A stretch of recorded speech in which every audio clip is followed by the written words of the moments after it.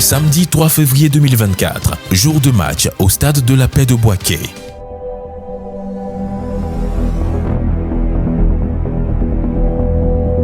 Adama Traoré se présente devant le portier ivoirien. Du haut de son mètre 94, Yaya Fofana se détend de tout son long et effectue un arrêt fabuleux en toute maîtrise. Se situe Yaya Fofana qui tire et c'est arrêté par le gardien Yaya Fofana qui se...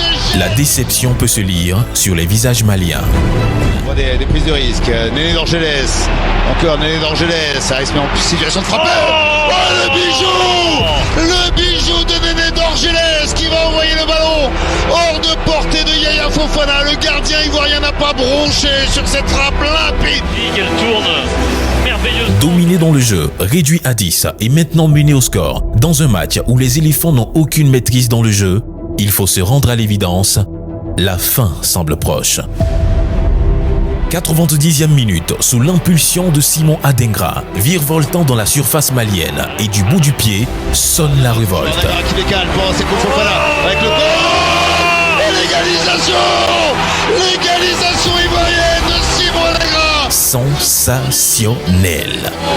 À peine entré en jeu, qui va relancer l'espoir, qui va faire vibrer tout un... Autour du 12e homme de rentrée en scène, tous les supporters ivoiriens qui étaient au stade ce jour, à l'unisson et en chœur, fredonnent l'hymne national de la Côte d'Ivoire pour booster leur équipe.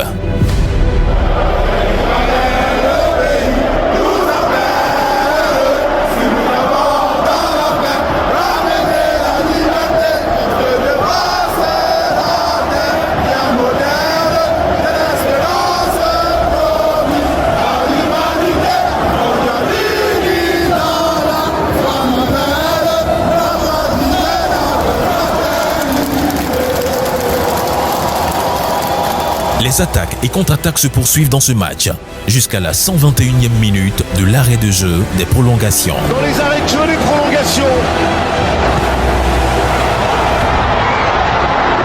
La volée. C'est complètement dingue. C'est complètement fou. C'est Seko Fofana. Ils l'ont fait. Ils l'ont encore fait.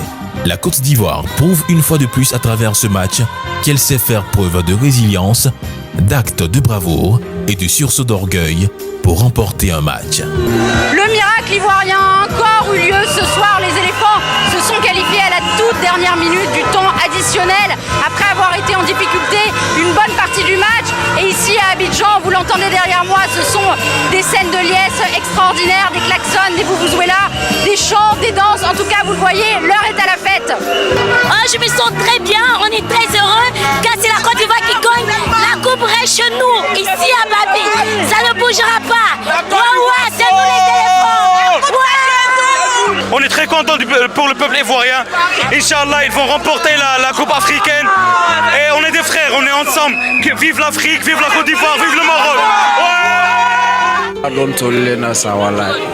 Ouais. C'est comme si victoire côté, coupe côté, en tout cas, Ivoire tirer dans l'histoire.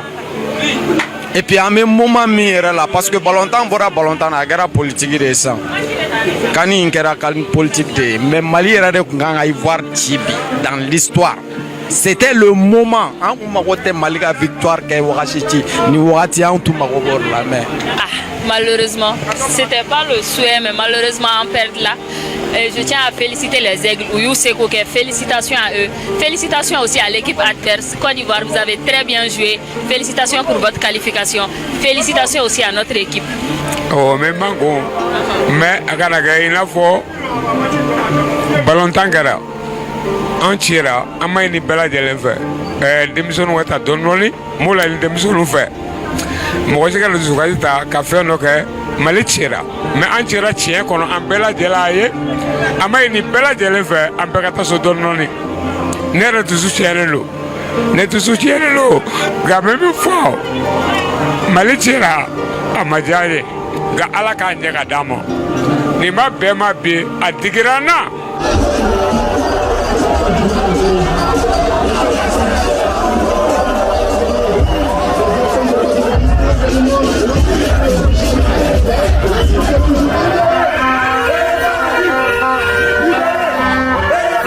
Les Ivoiriens peuvent savourer leur victoire en attendant d'affronter en demi-finale les Léopards de la République démocratique du Congo. Nous sommes dans le dernier carré. D'un côté, les éléphants contre les léopards et de l'autre, les Super Eagles contre les Bafana Bafana. Dans ces demi-finales, nous n'aurons pas seulement des confrontations de matchs de football, mais nous aurons aussi des oppositions de genres musicaux. Éléphants de Côte d'Ivoire avec le coupé décalé.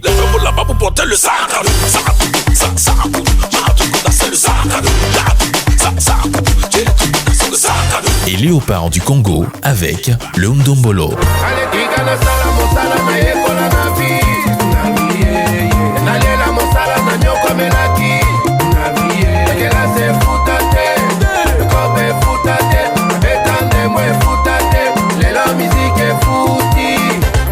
Et de l'autre côté, les Super Eagles du Nigeria avec l'Afrobeat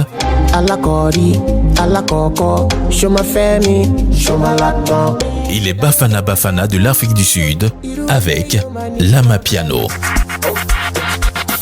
Donc on pourra dire aussi que nous avons des demi-finales 100% ambiance musicale. Du côté de la Côte d'Ivoire contre la RDC, bien vrai qu'on a le coupé décalé contre le Ndombolo, mais on a aussi la chicotte, le fimbu, le concept créé par les Congolais pendant cette CAN, et le marteau à travers le fameux coup du marteau de Tamsir, la chanson retentissante de cette CAN 2023. Alors on saura qui de la chicotte ou du marteau l'emporte dans un duel. Mercredi 7 février 2024. Retour à Abidjan, au stade Alassane Ouattara d'Ebimpe, là où les éléphants ont vécu 2 semaines en arrière, l'humiliation totale. Ils ont en cœur de prendre leur revanche sur le cours de l'histoire et ressortir de ce stade non pas par les pleurs, mais plutôt par les hurrahs de victoire.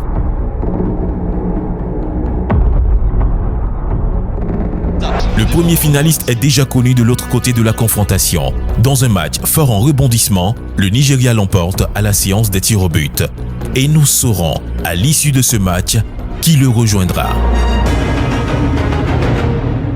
Il a réussi sur Massakou, le centre derrière pour une reprise de Sébastien Aller. Elle est topée et elle lobe le gardien congolais pour l'ouverture du score des éléphants de Côte d'Ivoire sur une reprise ratée, topée mais avec le plus loin possible pour grappiller encore ces secondes alors que le public continue de chanter. C'en est terminé, c'est fini. Le coup du marteau a eu raison de la chicotte.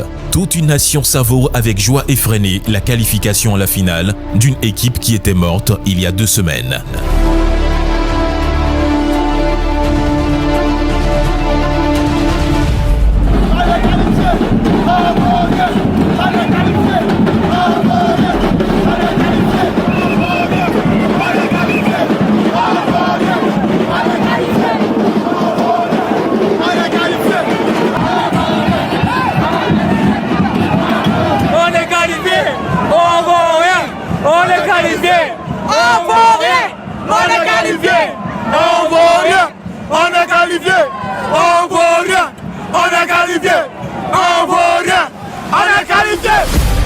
Le jour de la finale avance à grands pas. 4 jours pour préparer une finale qui s'annonce épique.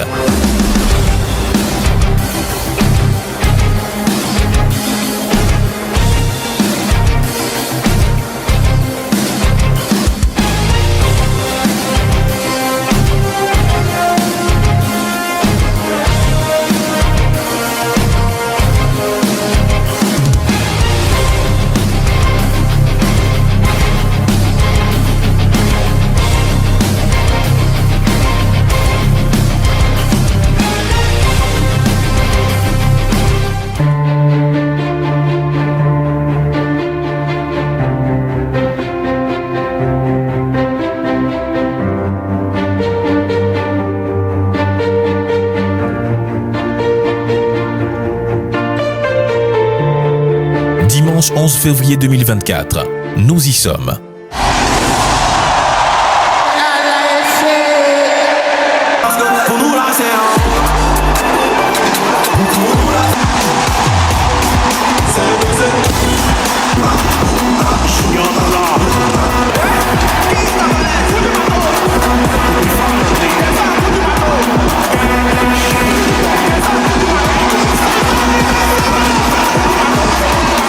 Après une cérémonie de clôture à l'instar de l'ouverture, riche en lumière d'artifice et garnie de nombreuses stars de la musique africaine, place maintenant à la finale.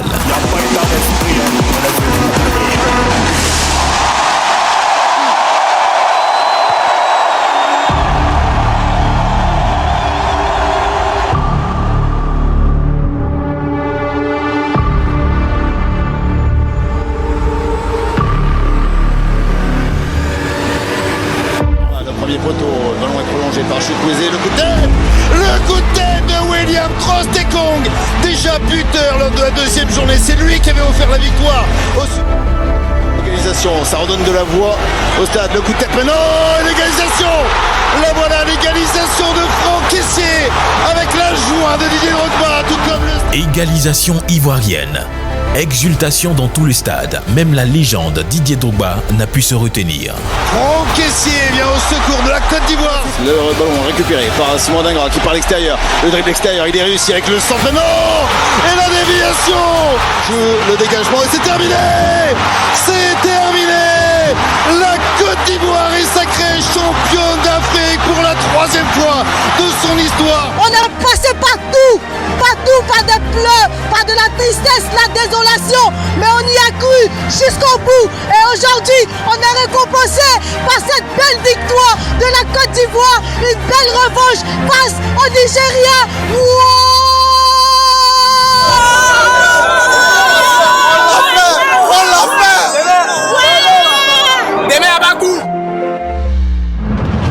Nous sommes à la fin de ce film documentaire exclusivement dédié au 3e sacre continental ivoirien et il va falloir conclure. Nous allons dédier notre partie conclusive à 5 acteurs clés de cette 3e étoile, dont 2 sont ex-aequo. En 4e position, Hermès Faye et Guy Demel. Le premier cité, dès sa prise de fonction de sélectionneur par intérim, fait appel à Guy Demel, à ce moment-là consultant sportif sur un média très influent, qui avec l'accord de sa direction, le rejoint, deviennent très vite indissociables pour former le duo de coach redoutable de ces phases finales. Hermès Faye, qui dans sa lecture de jeu, ses choix déterminants, mettre par exemple un indiscutable titulaire comme Franck Kessié sur le banc, non pas pour le punir, mais plutôt fouetter son orgueil pour lui faire rappeler qui il était. La suite de ce résultat, on le connaît. Faire entrer des joueurs à des moments précis, comme celui du match contre le Mali, où il met en jeu Simon Adingra, qui égalise par la suite pour redonner espoir à tout un pays au bord de l'élimination et ensuite faire basculer le match en sa faveur, en fait de lui le meilleur entraîneur de la CAN et de l'Afrique.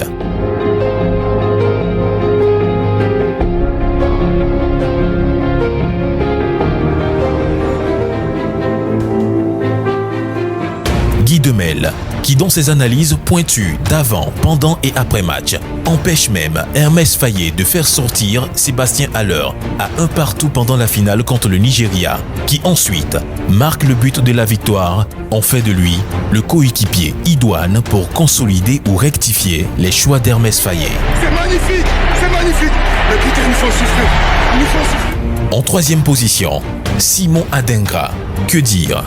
Avec ses entrées décisives qui donnaient une autre dimension au jeu ivoirien, auteur aussi des 2 passes décisives en finale. Le premier qui permet à Franck Kessié d'égaliser et le deuxième, après avoir martyrisé pendant tout le match, le défenseur nigérian Ola Aina offre la passe ultime pour Sébastien Haller. Il est réussi avec le centre, non, et la déviation. C'est un but marqué contre son camp sous la menace de Sébastien Haller, la Côte d'Ivoire qui prend les devants. Avec cette prestation XXL, même étant diminué physiquement, Simon Adingra est sans conteste la figure juvénile et emblématique de la nouvelle génération du football ivoirien.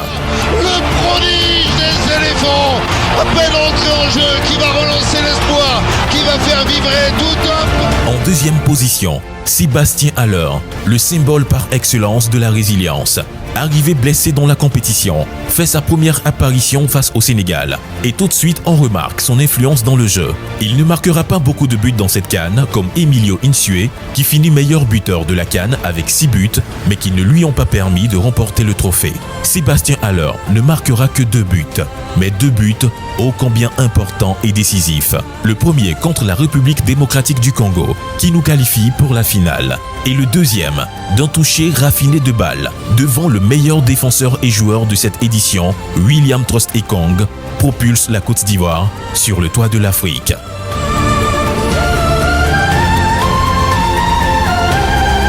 Vous vous demandez bien qui peut être à la première position. Moi, je vais vous demander de respirer un grand coup pour ce qui va suivre. En première position, Jean-Louis Gasset. Malgré qu'il fut dépassé par les événements lors des phases de poule, il est indéniable qu'il a su prendre des risques colossaux en sélectionnant des joueurs blessés et incertains comme Simon Adingra et Sébastien Haller qui ont été ultra décisifs dans la conquête de ce titre. Car même si nous sommes remontés contre lui, il ne faudrait pas oublier que c'est grâce à ses choix que toute cette magie a été possible. Il nous avait promis 27 commandos, il nous a envoyé 27 Spartiates. Spartiate! Quelle est votre profession?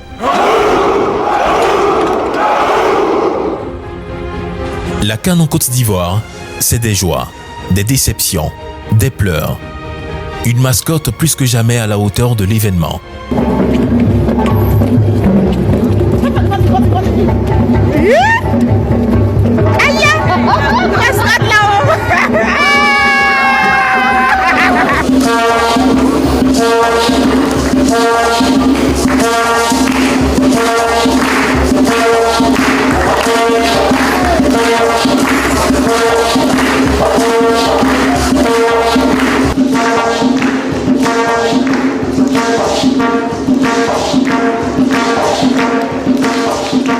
Et un son devenu très vite iconique, le coup du marteau.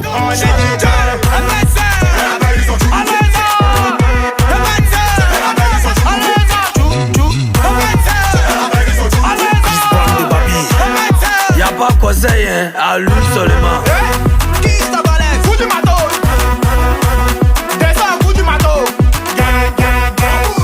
La 34e édition de la Coupe d'Afrique des Nations Côte d'Ivoire 2023 aura marqué les esprits. Marqué les esprits de par sa culture, sa gastronomie, son ambiance à l'ivoirienne, ses infrastructures qui nous ont gratifiés de 6 stades magnifiques aux normes modernes et surtout son hospitalité légendaire, d'où le nom donné à cette édition, la CAN de l'hospitalité.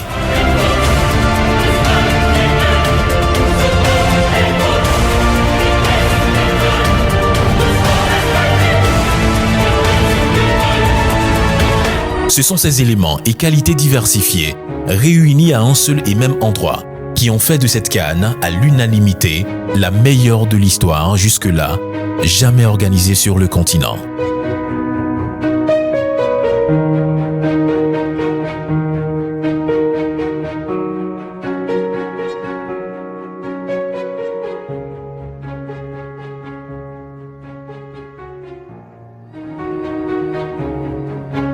Mesdames et messieurs, j'ai été ravi de vous avoir présenté ce film documentaire sur le 3e cercle continental de la Côte d'Ivoire et de nos chers pachydermes.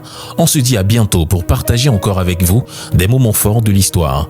Cette production a été possible grâce à la collaboration de Radio Savannah et de Zamo Productions. On terminera pour dire que c'est le plus grand envoyé de Satan qui devient le plus grand ami de Dieu. Paix chez vous.